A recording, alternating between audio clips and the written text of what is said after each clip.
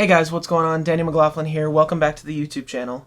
Today we're going to talk a little bit about the status of my pedal board because I have kind of gone through a couple iterations in this newest way that I'm doing my pedal board, which is this two-tier setup, right? I've never done a two-tier. I've always been on pedal trains, but as the world has kind of shifted to the modeler stuff, I've kind of been inspired to go more in the direction of like classic pedal boards a little bit.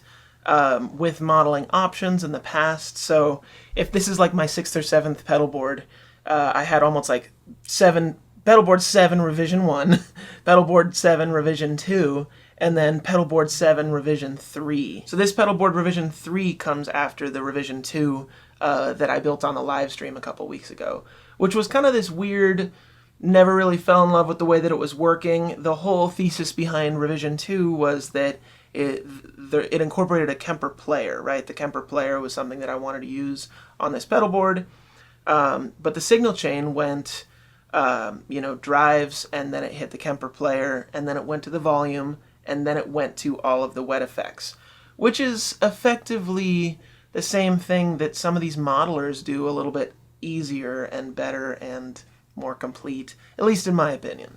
I also had the board set up so that it could send like stereo XLRs out to the front of house with a walrus, with the walrus output thing. It was using this, the canvas stereo, right? Which I kind of screwed up here with the graphics, but I'll still get use out of this. But let me tell you why I didn't really fall in love with that pedal board was because I think I'm just a little over the stereo thing. I don't think I need to have a stereo pedal board at this stage of my life. A little bit of what is going to be going on with these videos this month too is just kind of coming to a lot of realizations of things that I need and things that I have deemed nice to have but are really excess of what I would use on a regular basis. It's kind of in the spirit of spring cleaning, getting rid of stuff, getting stuff that's more usable, makes my life easier. I also recently had my friend Horace Bray come over here and we were just making some songs and he brought his pedal board. And he had a mono output, and he just handed me one cable to plug into my interface. I was like, this is easy. And guitar inherently is more mono. The recorded signal can be stereo, but guitar is inherently a monophonic instrument. And so the decision was made on my part to make a mono pedal board. And I wanted to just make that decision of saying, mono pedal board, I can send a signal out to the Kemper player. See, I still have the Kemper player. But I also have my Kemper amp over here to the side. I also have my awesome guitar amps over here. But this iteration, Pedalboard 7.3, is just supposed to be a mono pedal board that goes into stuff, right? And ideally, I'm also just making more decisions of sounds that I like, pedals that I like. So now that I've disclaimed a lot of this stuff, let's talk about some of the things that I changed and some of the stuff that's still around. The thing that's still around is probably the most excessive thing possible, which is the Strymon bridge, the Strifecta, as some people call it. The 3 big Strymon pedals. I didn't upgrade to the Big Sky MX, which just came out. I'm still super happy with the Strymon Big Sky, but then we have the Strymon Timeline and the Strymon Mobius. Now, these are all really great pedals in stereo as well, but we're running them just mono through. On top of that, these pedals are bookended by the 29 pedals UNA and WAMP, which are input and output buffers. The decision to have input and output buffers in a very guitaristic way was made more by the fact that I wanted stuff to be able to plug into and plug out of to go to the amp than me wanting the sonic benefits that come with the input and output buffers. But they still do affect the tone in a really nice way. And I'm also able to use like a 30-foot cable coming out of my pedal board to send to an amplifier. I still have the Leel volume pedal. I don't know if it's pronounced Leel or if it's Lele or whatever, but this is just my favorite volume pedal. It's been my favorite volume pedal for a while, and it is a little bit expensive though. But then we also have the Sonic Research Turbo Tuner, the mini one. That's my favorite tuner right now.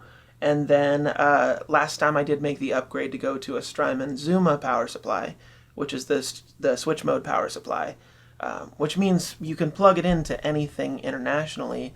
Not that I'm doing any international travel right now, but you can plug it in to international power and it will automatically adjust. So that power supply, in addition to the fact that I've got all these digital pedals, is just a no-brainer for the power supply to use. I'm still wiring up the pedal board with the Evidence Audio screw-in solderless system, which I just really like. I think it's very convenient to be able to change the cables without needing to buy a lot more of the jacks. You know, I'm just changing lengths of cables. The cable is cheap, and actually the guy who makes that cable is a really good dude. So now let's talk about what's different. My last pedal board I noticed was getting pretty heavy, actually, and it was a little cumbersome to move around.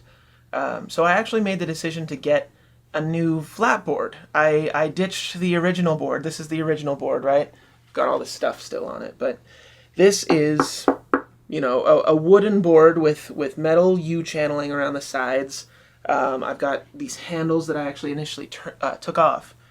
But this got pretty heavy, primarily because it's made of wood. Wood is heavier than aircraft-grade aluminum, which is what I upgraded to with the Vertex board. The Vertex pedal board was like $170, so it was kind of a lot of money, but it's light. It's 3 pounds, I think. It's very thin aluminum, but it feels very strong. Now the thing is I wasn't a big fan of a lot of the two-tiered platform stuff that was available with the Vertex boards. And I already had a second-tier board made by Fix Pedalboard, who I also think makes the Vertex boards too. But I just simply took my hinged board and I put it on top of the Vertex board. I just drilled new holes, and it works great. The sizing is correct. So this is pedalboard update number 1 of, like, you know, 2 or 3 that I'll make over the course of this month. So far, what we've got is we've got the Strymons in, we've got the Leal, we've got the tuner. All of it is dual locked down. I've got the power supply in. It's passing signal, but I'm going to be making a few more decisions in terms of pedals to go on there over the course of the month. And maybe by the end of it, we'll have a finished working pedal board that we can do like a deep dive in together. But for right now, I've got the JHS Nauticlon put in the signal, just as like something to give a little bit of gain to, and I'll give you guys some tones that we're working with right now.